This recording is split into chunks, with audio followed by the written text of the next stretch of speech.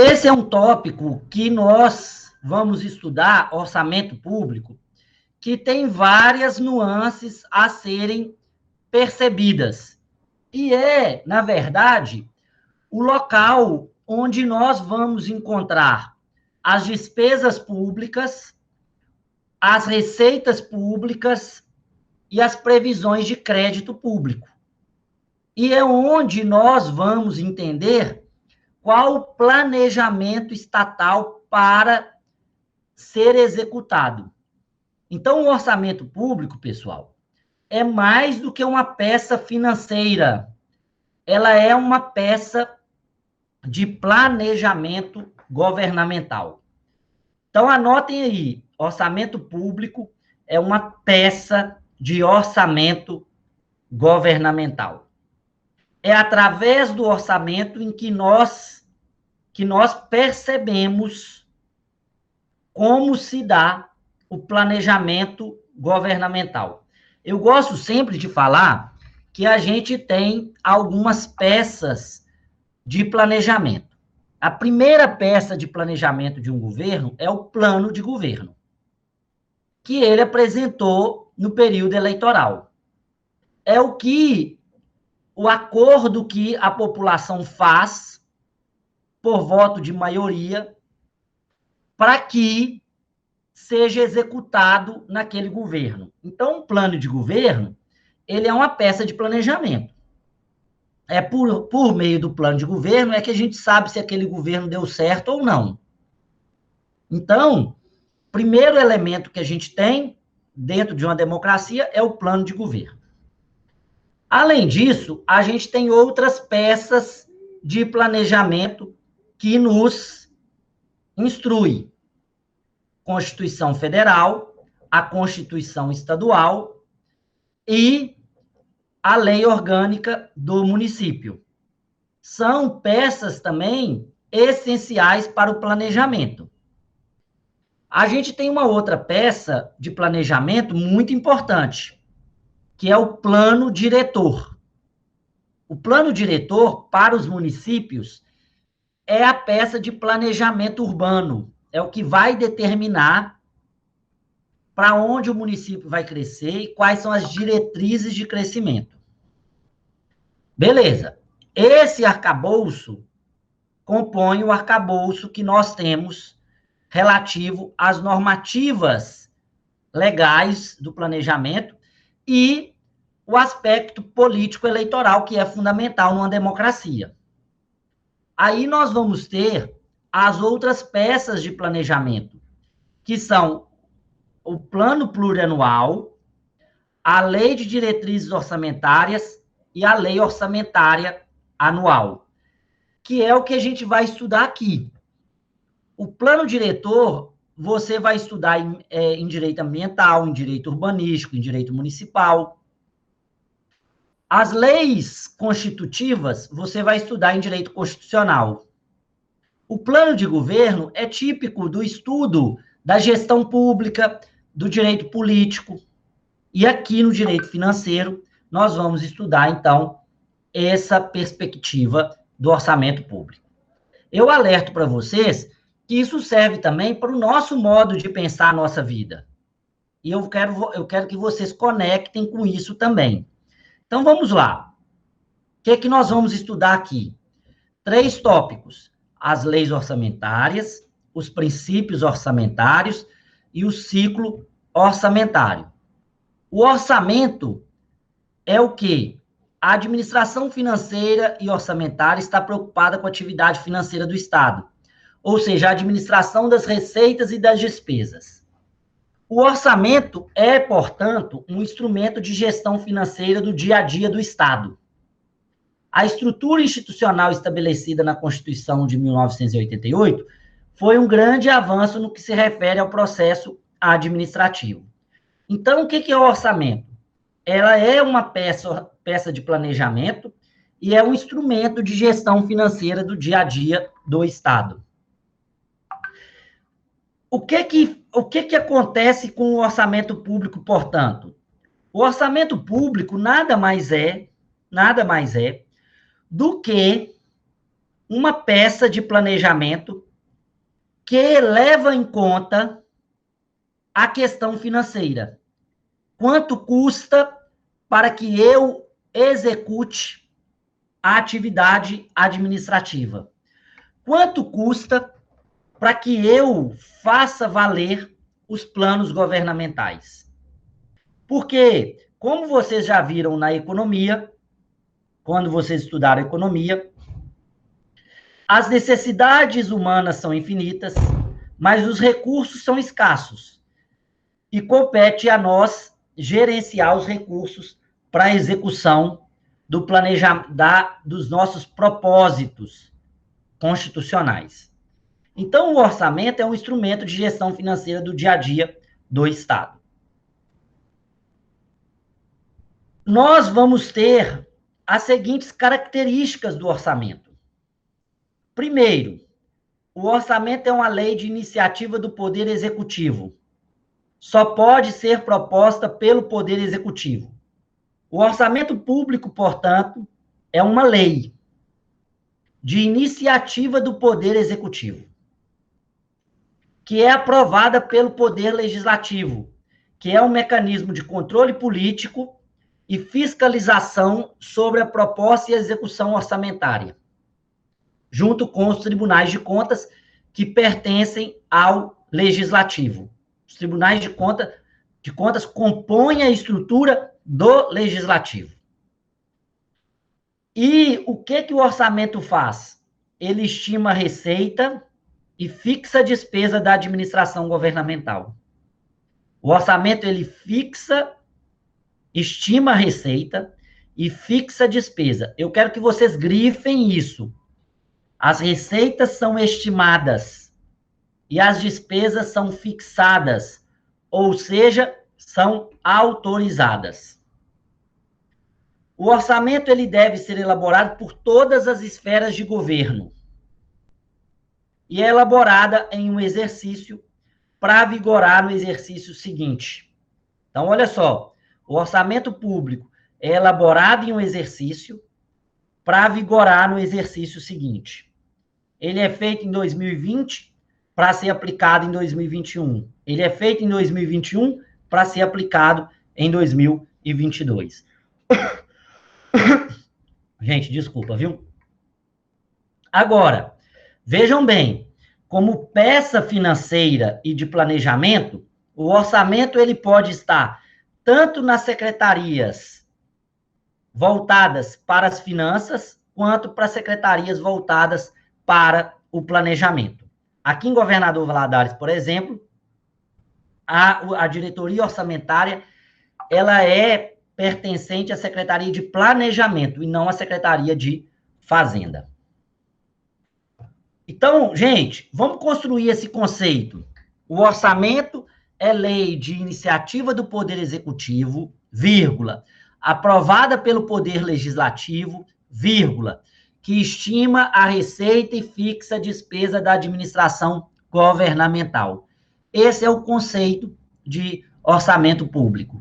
E é um instrumento de gestão financeira do dia a dia do Estado.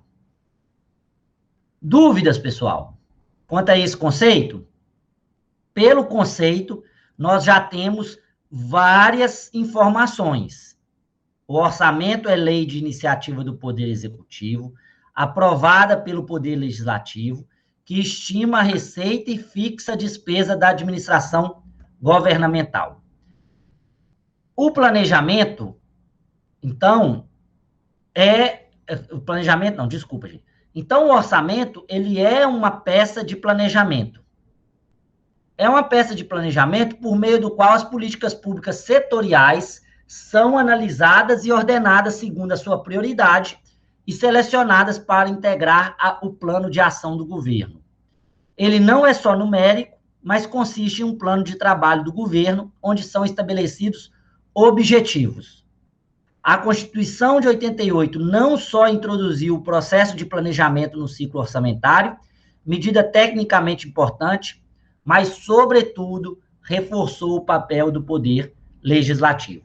Então, como eu falei aqui, o orçamento é mais do que uma peça financeira, é uma peça de planejamento, porque nela é preciso estabelecer a política pública que você quer executar, o que daquela política pública vai ser executada naquele ano, e, inclusive, estabelecer metas e um plano de trabalho para atingir os objetivos. Então, por exemplo, o objetivo é erradicar a pobreza. Então, vai ser aberto um plano dentro do orçamento, erradicação da pobreza, que pertence à Secretaria, por exemplo, de Assistência Social, e vai vir as ações, contratação de pessoas, contratação de maquinário, entrega de recursos para a população. E aí, com esses descritivos, é dado um valor para cada um para o planejamento. Bem, dito isso, a gente vai estudar o sistema orçamentário brasileiro. O sistema orçamentário brasileiro é composto de 3 instrumentos legislativos. O primeiro deles é o Plano Plurianual. Primeiro instrumento de planejamento orçamentário é o Plano Plurianual. O segundo instrumento do sistema orçamentário brasileiro é a Lei de Diretrizes Orçamentárias. E o terceiro instrumento do sistema orçamentário brasileiro é a Lei Orçamentária Anual. Geralmente, nós acabamos nos concentrando na Lei Orçamentária Anual, mas o Plano Plurianual é fundamental para o estabelecimento do planejamento governamental. Veja, então, como vocês vão desenhar essa estrutura. Eu quero que vocês coloquem assim no caderno de vocês. Um círculo grande, escrito PPA. E eu quero que vocês dividam esse círculo em 4 partes. E cada parte dela, você vai fazer um outro círculo dentro. Cada parte que a gente vai colocar é a Lei de Diretrizes Orçamentárias e o círculo é a Lei Orçamentária Anual. Então, para que vocês entendam, o Plano Plurianual está previsto no artigo 165, parágrafo 1º. É um plano feito para vigorar 4 anos. E ele vai estabelecer diretrizes, objetivos e metas da administração federal, ou municipal, ou estadual, para as despesas de capital e programas de duração continuada. Então, o plano plurianual são planos de investimentos que nós vamos fazer nos 4 anos e os programas de duração continuada que nós vamos estabelecer. Então, por exemplo, como que eu vou saber se vão ser construídas universidades no Brasil? Se estiver previsto no plano plurianual. Como que eu vou saber se o governo vai construir escolas, pontes e rodovias? Se tiver estabelecido no plano plurianual. Eu gosto sempre de falar, pessoal, que o plano plurianual é o plano de governo negociado com a oposição.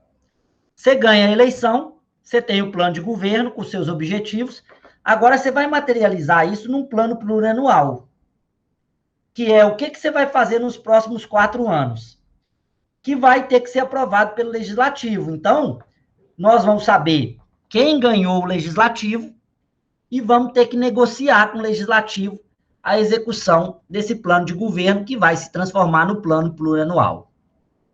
Ele deve ser enviado ao Congresso Nacional pelo presidente da República ou pelo prefeito ou pelo governador até 31 de agosto do primeiro ano do seu mandato e deve ser aprovado até o encerramento da sessão legislativa. A sessão legislativa federal vai do dia 2 de fevereiro ao 17 de julho e 1º de agosto a 22 de dezembro. Nos municípios, as sessões legislativas vão variar conforme o calendário de cada município. Em Governador Valadares, a última sessão legislativa ordinária é o 7º dia útil do mês de dezembro.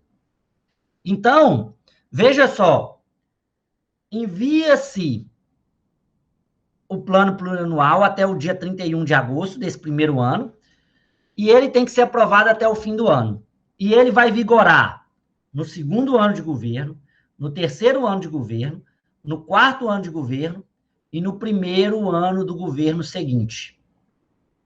Essa é uma forma de dar, né, uma amarração, uma continuidade de gestão, para que nós não tenhamos governos que façam grandes rupturas uns com os outros.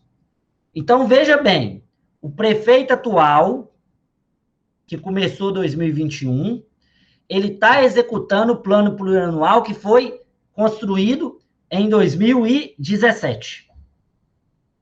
E agora ele tem que enviar até o dia 31 de agosto o plano plurianual que vai reger os próximos 3 anos e o 1º ano do próximo governo. Nenhum investimento cuja execução ultrapasse um exercício financeiro poderá ser iniciado sem prévia inclusão no plano plurianual ou sem lei que autorize a inclusão sob pena de crime de responsabilidade. Então, se o investimento que eu for fazer ultrapassar mais de um ano, eu preciso incluir ele no plano plurianual, seja na apresentação do 1º ano, ou seja, numa reforma ao plano plurianual ao longo do tempo. Se não for feito isso, isso pode ensejar em crime de responsabilidade passível de impeachment. Bem, então eu fiz o plano, agora eu vou executar esse plano ano a ano. Para que eu execute anualmente o meu plano plurianual, eu vou tirar dele aquilo que eu vou fazer no ano seguinte. Então, o que eu vou fazer? Eu vou pegar o plano plurianual, que ele tem duração de 4 anos, e vou falar o seguinte: o que eu vou fazer nesse plano plurianual no 1º ano do meu governo? No 1º ano de gestão. E aí eu vou elaborar a lei de diretrizes orçamentárias. Qual o objetivo da lei de diretrizes orçamentárias? Eu vou pegar esse 1º ano e vou falar o que desse plano plurianual eu vou fazer no ano seguinte. Então, eu vou elaborar anualmente e detalhar as metas e prioridades da administração para o ano subsequente. E, através da lei de diretrizes orçamentárias, eu vou orientar a elaboração da lei orçamentária anual. Eu vou falar o que tem que constar na lei orçamentária anual. Também vai dispor sobre as alterações na legislação tributária e vai estabelecer a política de aplicação das agências financeiras de fomento. Então, eu vou me adiantar e vou falar quais alterações devem ser feitas na legislação tributária. Veja, não vai ser feita as alterações, vai dispor sobre as alterações necessárias. A lei de diretrizes orçamentárias, ela deve ser enviada até o 15º dia de abril para a Câmara ou para o Congresso Nacional e vai ter que ser aprovada até o dia 17 de julho. A sessão legislativa não será interrompida sem aprovação do projeto de lei de diretrizes orçamentárias. Então, para que eu vote a lei orçamentária anual, que é a outra lei que a gente vai falar aqui, eu preciso primeiro construir a lei de diretrizes orçamentárias. Estabelecer anualmente e de forma detalhada as metas e prioridades da administração para o ano subsequente. Agora, veja bem, gente. Nós vamos fazer o PPA esse ano, de 2021, para vigorar 22, 23, 24 e 25. A Lei de Diretrizes Orçamentárias é para 2022, para guiar a Lei Orçamentária Anual para 2022. Como é que eu vou fazer uma Lei de Diretrizes Orçamentárias para o ano de 2022 se eu ainda não tenho o PPA de 2021? Essa é uma incongruência da lei, né? Por quê? Porque isso vai gerar o seguinte: eu vou ter que me adiantar na Lei de Diretrizes Orçamentárias sobre o orçamento de 2022. Então, é importante que o governo já tenha uma noção do que ele vai colocar no PPA, para que isso esteja estabelecido na Lei de Diretrizes Orçamentárias. E aí, por fim, a gente publica a Lei Orçamentária Anual. Com base na Lei de Diretrizes Orçamentárias, aprovada a cada ano pelo Poder Legislativo, a Secretaria de Orçamento Federal consolidará a proposta orçamentária de todos os poderes para o ano seguinte no projeto de lei e encaminhará para discussão e votação no Congresso Nacional. Em âmbito municipal, a Diretoria de Orçamento.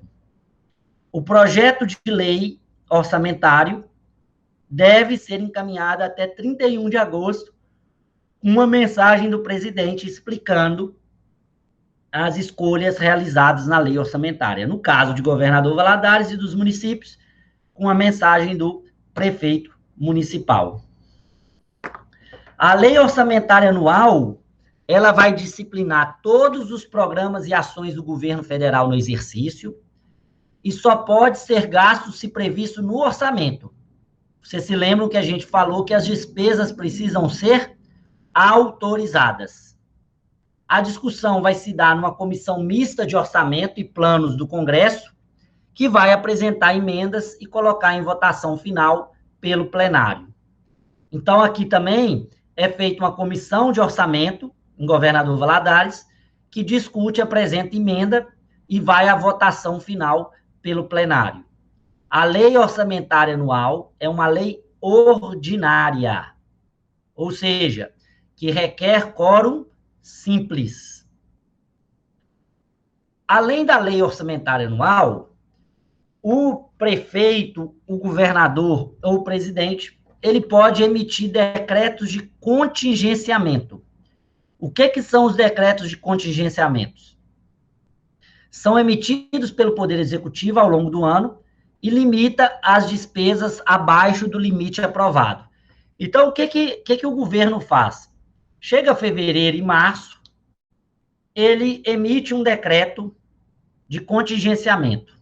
Qual que é o objetivo desse decreto de contingenciamento? É falar o seguinte: olha, o Poder Legislativo autorizou que se fossem gastos 100 mil em pavimentação. Eu vou contingenciar esse valor. O secretário só pode gastar 50 mil. Qual que é o objetivo do decreto de contingenciamento? Limitar a despesa abaixo do que ela foi autorizada. Para quê? Para ao longo do ano ir sendo liberado a autorização orçamentária para que seja monitorada as receitas. Porque às vezes são aprovadas despesas em valor superior à receita que vai ser realizada. Então, vamos imaginar o seguinte: você, prefeito municipal, tinha previsto gastar 10 milhões de reais em educação. Só que veio uma crise pandêmica e a sua arrecadação caiu 50%. O que você vai fazer? Você emite um decreto de contingenciamento e fala o seguinte: olha, nós não temos recursos, então eu estou limitando de 10 milhões para 8 milhões de reais. Atenção, secretário municipal de educação. O seu limite, que era de 10 milhões, passa a ser agora um limite de 8 milhões de reais. Então, é feito um decreto de contingenciamento.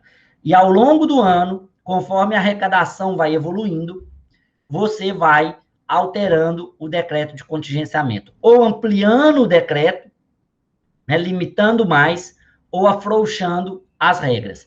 A Lei de Responsabilidade Fiscal determina que no primeiro quadrimestre o governo faça um decreto de contingenciamento para poder limitar as despesas conforme a arrecadação dos 4 meses. Se houve frustração de receita, é preciso fazer o contingenciamento. Tudo bem, pessoal? Então, nós temos aí as 3 peças orçamentárias: o plano plurianual, a lei de diretrizes orçamentárias e a lei orçamentária anual.